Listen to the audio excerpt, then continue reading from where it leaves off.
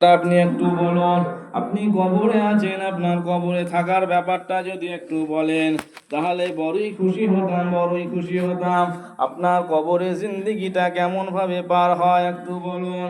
সঙ্গে সঙ্গে সেই মানুষটা বলছেন, ও আল্লাহ নবী ঈসা রুহুল্লাহ,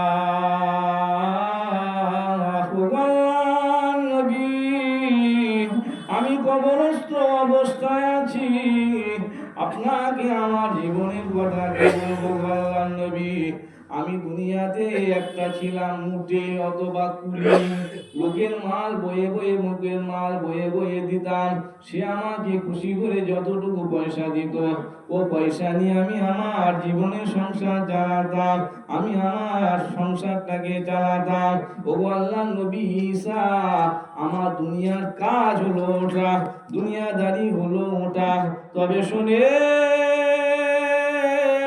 কবরে আসার পর জীবনের হিসাব তো লাগে, জীবনের হিসাব গুলো তো দিতে হয়। কি কর্ম করলাম তার প্রতিদান জায়গায় প্রতিফল পেতে হয়।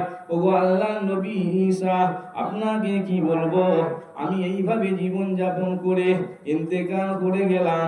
কবরে আমার যখন সওয়াল জবাব হয়, সেই সময় কে যেন আমাকে বলল, তোমার নেক বলে তোমাকে গণ্য করা যাবে না, তুমি আমলদার বলে তোমায় গণ্য করা যাবে না। কি বলছে? তুমি নেক, তুমি আমলদার গণ্য করা যাবে না। ওই মানুষটা বললেন, কাউরির মেরে নিইনি, কাউরির আমি ঠকিয়ে নিইনি, কাউকে জানে মালে কষ্ট দিই না, আমি কোন রকমের অন্যায়ের মধ্যে যুক্ত ছিলাম না। ওগো আল্লাহর ফেরেশতারা, আপনারা আমাকে কেন নেককার বলে গণ্য করলেন না? কি এমন দোষ ছিল আমার, বলো। ও আল্লাহর নবী ঈসা একটা এমন কথা আমাকে বলল, এমন একটা পয়েন্ট তুলে ধরলো, আমি সেখানে ৪৮ বছর হয়ে গেল আটকি রয়ে গেলাম। ঈসা আলাইহিস সালাম বললেন, কি জন্য আটকে গেলেন, কেন আটকে গেলেন, কি কথা আটকে গেলেন? বললেন, ও আল্লাহর নবী ঈসা, আমি মুটেগিরি করতাম, আমি মাথায় করে মাল নিয়ে লোকের বাড়িতে পৌঁছে দিতাম, কিন্তু একদিন কিনা আমি আমার লাকড়ি আপনার কাঠ মাথায় করে নিয়ে একটা জায়গা থেকে আর একটা জায়গায় দিতে গেলাম, বাজার থেকে তার বাড়িতে পৌঁছে দিলাম। আমার দাঁতের ফাঁকে একটা কি যেন আটকে গিয়েছিল, খাবার অবস্থা খেতে খেতে দাঁতে একটা কিছু আটকে গিয়েছিল।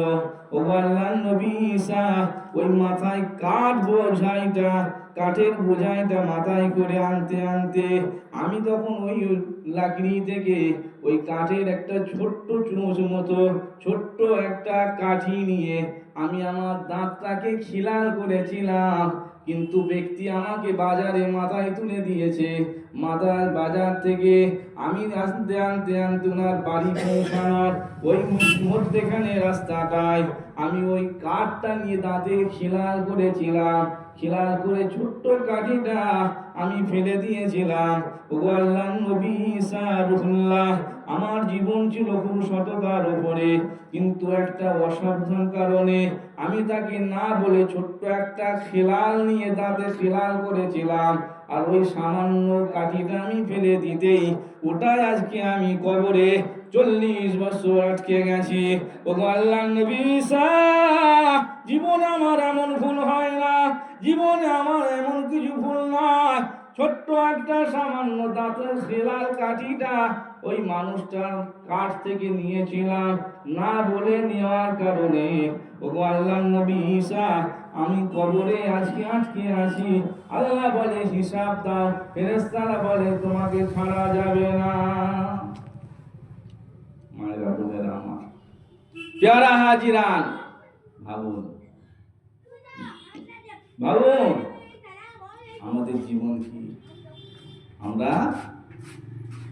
আমাদের জীবন কবরে তাহলে কিসের জন্য আটকে গেল?